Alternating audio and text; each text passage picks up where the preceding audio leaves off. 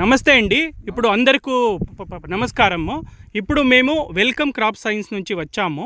ఇప్పుడు వెల్కమ్ వాళ్ళది హైబ్రిడ్ మిరప 3485 రకం గురించి మేము మాట్లాడుతున్నాము.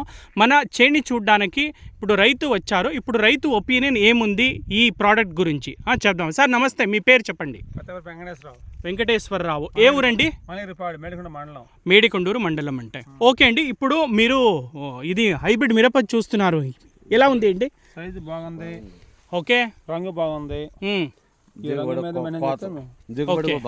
30 క్వింటాల పైన అయినట్టుంది. ఓకే ఓకే ఓకే అండి. ఇప్పుడు బాగుంది, బొబ్బర్ లేకుండా క్వాలిటీ బాగుంది. ఇది కలర్ ఎలా ఉంది? రెండు రంగు. ఓకే, అంటే దీనికి ఇప్పుడు రంగు మంచిగా ఉంది కాబట్టి మార్కెట్లో రంగే మంచి ప్రైస్ దొరుకుతుంది. ఇప్పుడు రంగు బాగుంది కాబట్టి మార్కెట్లో మంచి దొరుకుతుంది. ఇప్పుడు మీరు చూసారు బొబ్బర నల్లి ఎలా ఉంది అండి? బొబ్బర్ లేదు, నల్లి పోతుంది. ఓకే, సో పోతా ఉంది. ఇప్పుడు కాయలు వస్తున్నాయి కదా.